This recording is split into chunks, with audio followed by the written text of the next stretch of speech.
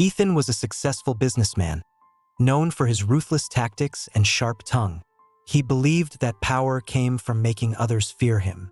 He belittled employees, manipulated friends, and even pushed away his own family.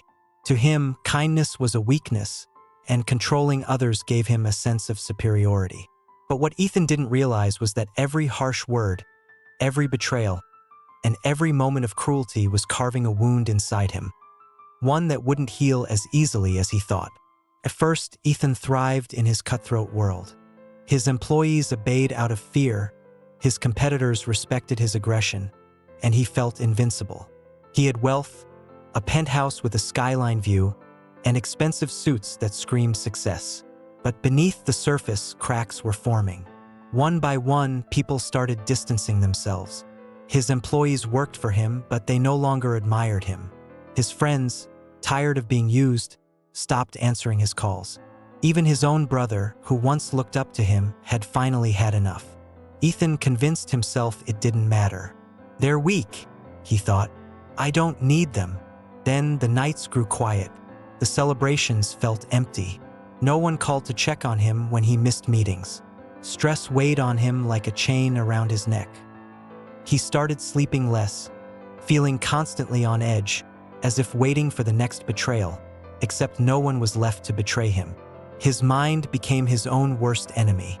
The cruel words he had spoken to others played back in his head like a haunting melody. He could still see the face of an employee he had fired in a fit of anger, the tear-filled eyes of a friend he had humiliated, and the heartbreak in his brother's voice the last time they spoke. He had hurt so many people, but the pain lived inside him now. The weight of his actions became a prison, suffocating him with regret and self-loathing.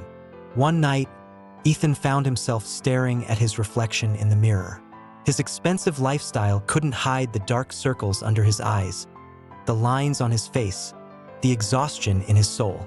The world had moved on without him, but he was trapped in a cycle of stress, paranoia, and sadness. That was the moment he realized he wasn't strong. He was alone, and he had done it to himself.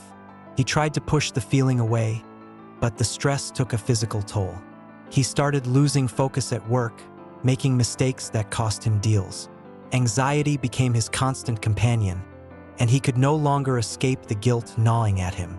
One day, Ethan reached his breaking point.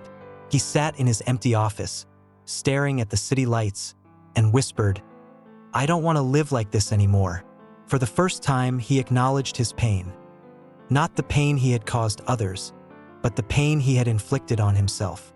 And in that moment, he understood. Hurting people doesn't just damage them, it destroys you. Determined to change, he reached out to those he had wronged. Some forgave him, some didn't, but every act of kindness, every apology, lightened the burden on his heart. Slowly, the stress faded, replaced by something unfamiliar but beautiful: peace. Ethan didn't just want to apologize, he wanted to change. He knew that words alone wouldn't fix the damage he had done. He needed to prove, not just to others but to himself, that he could be different. At work, he made an effort to listen rather than command. Instead of ruling with fear, he started encouraging his employees. He acknowledged their hard work, asked for their opinions, and even admitted when he was wrong. Slowly, the tension in the office melted away. People no longer walked on eggshells around him. They started to trust him again. His business, once built on intimidation, began thriving in a new way. Creativity flourished, productivity soared, and for the first time in years, Ethan felt something he hadn't felt before: genuine respect. Not the forced respect of fear, but the real kind that comes from admiration and trust. Outside of work, Ethan made amends with his brother. Their first conversation was awkward and full of unspoken pain, but Ethan didn't give up. He showed up again and again, proving with his actions that he had changed. Eventually, laughter returned to their conversations, and their bond was rebuilt. With time, Ethan became happier than he had ever been. His success no longer felt like a burden. His wealth still existed, but it no longer defined him. The weight of guilt, stress, and loneliness had lifted. The man who once believed that power came from hurting others had finally learned the truth. Real power came from lifting others up.